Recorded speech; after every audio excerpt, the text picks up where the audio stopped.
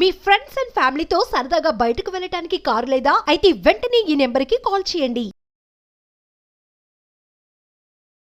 నమస్తే, నేను జీవి సత్యనారాయణ. ఈ ఎపిసోడ్లో ఈ మధ్యకాలంలో మీరు షేర్ మార్కెట్లో ఎవరైతే ఇన్వెస్టర్స్ కొత్త డిమాట్లు ఓపెన్ అవుతున్నాయి, ఎస్ఐపీలు మ్యూచువల్ ఫండ్స్లోకి ఇన్వెస్ట్ చేయటం, ఏ విధంగా అయితే బాగా ఇన్వెస్టర్స్ ఇన్ఫ్లో వస్తుందో అప్పుడు సెబీ కూడా దీని మీద మైనస్ పాయింట్లు ఏమున్నాయి ఎప్పటికప్పుడు పర్యవేక్షించటం, సెబీ ఎప్పటికప్పుడు ఏదో ఒక అనౌన్స్మెంట్ అంటే జాగ్రత్త పడండి, పెట్టుబడులు పెట్టే ముందు ఆలోచించండి అని చాలా వరకు చేయడం జరుగుతుంది. మార్పులు చేర్పులు ఏం జరుగుతున్నా సెబీ మనకి ఇన్ఫర్మేషన్ ఇవ్వటం జరుగుతుంది. ఇప్పుడు సెబీ ఒక ఇన్ఫర్మేషన్ ఇవ్వటం జరిగింది.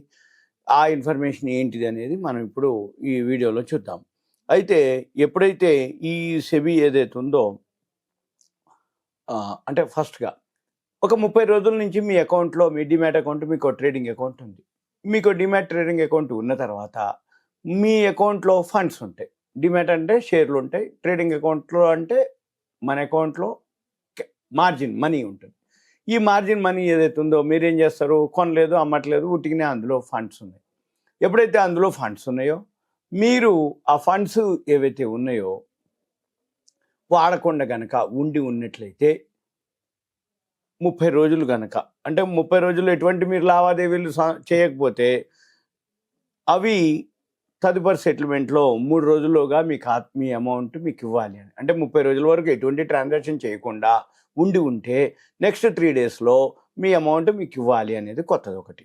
ఇక తర్వాత ఇప్పుడు ప్రతిపాదించడం జరిగింది సెబీ. అయితే ఇప్పుడు ఆల్రెడీ ఉంది అటువంటిది. ఎట్లా 3 నెలలకు ఒకసారి ఉంది. 3 నెలల వరకు కనుక మీరు ఒక డేట్ ఉంటుంది. ఆ డేట్లో ఏవైతే ఫండ్స్ ఉంటాయో అవి మీరు అన్యూజ్డ్ అమౌంట్ అంటాం మనం. అన్యూజ్డ్ అంటే వాడకుండా ఉన్నటువంటి, కొనుక్కుందామనో కొందామనుకోనో అట్లా ఉట్టికినే పెట్టున్నటువంటి ఫండ్స్ ఏవైతే ఉన్నాయో అవి మనము అన్యూజ్డ్ అమౌంట్ అనమాట. వాటిని మనము ఇవ్వటం జరుగుతుంది. ఏది 3 నెలలకు ఒకసారి. ఇప్పుడు ఏంటిది, అసలు ఒక నెల పాటు మీరు ఏమి ట్రాన్సాక్షన్ చేయకపోతే నెక్స్ట్ 3 రోజులు ఇవ్వాలని ఒకటి ప్రతిపాదించడం జరిగింది. ఇది నెలవారీ ఏదైతే రన్నింగ్ సెటిల్మెంట్లకు సంబంధించినటువంటి వాళ్ళకి సెబీ మార్గదర్శకాలను ప్రతిపాదించడం జరిగింది. అయితే ఇక రానున్న సెటిల్మెంట్లో ఇవి వర్తించనున్నట్లు కన్సల్టేషన్ పేపర్లో కూడా పేర్కొనడం జరిగింది.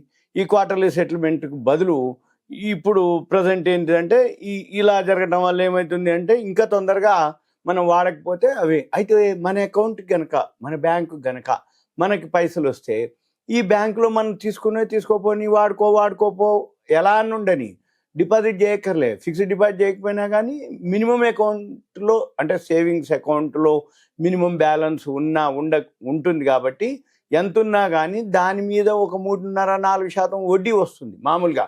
ఇది ఎస్బీఐ అకౌంట్. అయితే మన అకౌంట్లో ఉండటం వలన ఏమవుతుంది, కొనేటప్పుడే మనం ట్రాన్స్ఫర్ పెట్టుకోవచ్చు. అప్పటి వరకు మన ఖాతాలో ఏదైతే ఉందో వడ్డీ మనకు వస్తుంది అన్నట్టు. అది మెయిన్ ప్లస్ పాయింట్. ఇప్పుడు మనకి ఇన్వెస్టర్గా ఉన్నప్పుడు కొనుక్కుంటే షేర్ కొనుక్కోవాలి, లేదు బ్యాంకులో పైసలు ఉన్నాయి, ఆ 3%, 4%, 3.5% బ్యాంకుని బట్టి, మీ ఖాతాని బట్టి మీకు వడ్డీ జమ అవుతుంది ఒకటి. ఇక రెండోది ఏంటిది, కొనుక్కున్నావు, షేర్లు ట్రాన్స్ఫర్ పెట్టగానే అదే అమౌంట్ ట్రాన్స్ఫర్ పెట్టినావు, కొనుక్కున్నావు, డిమాట్లో షేర్లు వెళ్ళిపోతాయి. డిమాట్లోకి షేర్లు వెళ్ళిపోయినాయి, పెరిగింది ప్రాఫిట్.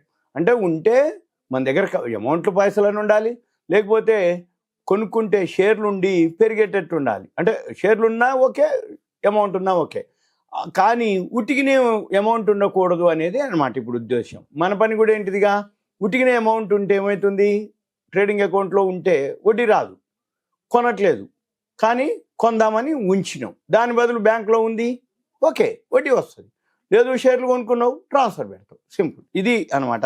అయితే ఇవన్నీ కూడా ఈ అంశాలపై ఇవన్నీ చేయడానికి డిసెంబర్ 26 తారీఖు వరకు ప్రజల నుంచి అభిప్రాయాలు సేకరించాలని చెప్పేసి ఒక అనౌన్స్మెంట్ చేయడం జరిగింది.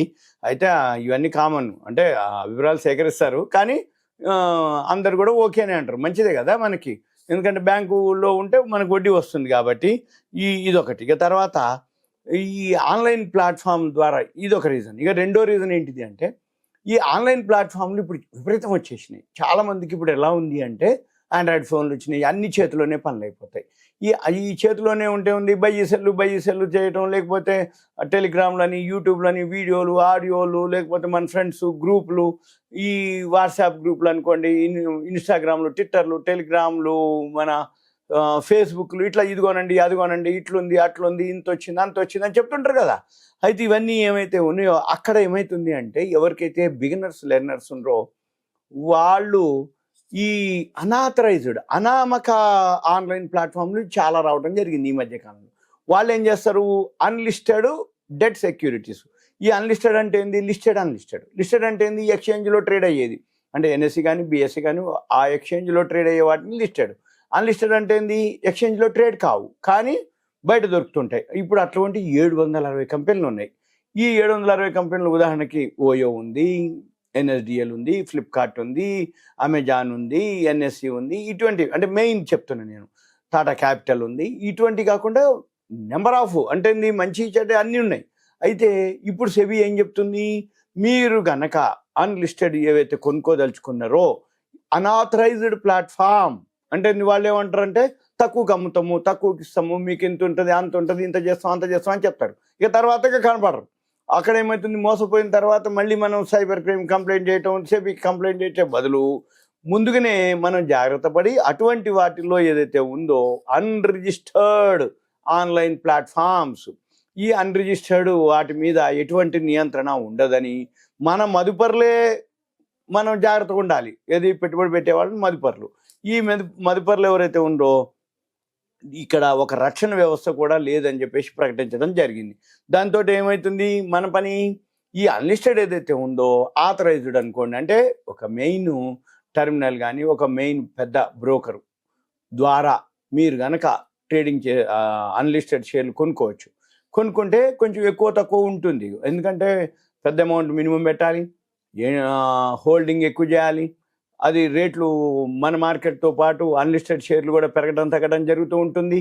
కాబట్టి మనం ఏం చేయాలి, కొంచెం ఎవరైతే మీకు బాగా దగ్గర ఉన్నటువంటి ఈ ఫైనాన్షియల్ అడ్వైజర్ కానీ లేకపోతే మీ బ్రోకరు అంటే పెద్ద బ్రోకర్లు అయితే వాళ్ళతో మాట్లాడి మనము డిస్కస్ చేసుకొని ఆ షేర్లు ఏవైతే ఉన్నాయో కొంచెం అబ్జర్వ్ చేయాలి. మన షేర్ల మాదిరే అన్లిస్టెడ్ షేర్లని అవి అబ్జర్వ్ చేసి అవి మీరు కొనుక్కోవాలి అని చెప్పడం అనమాట.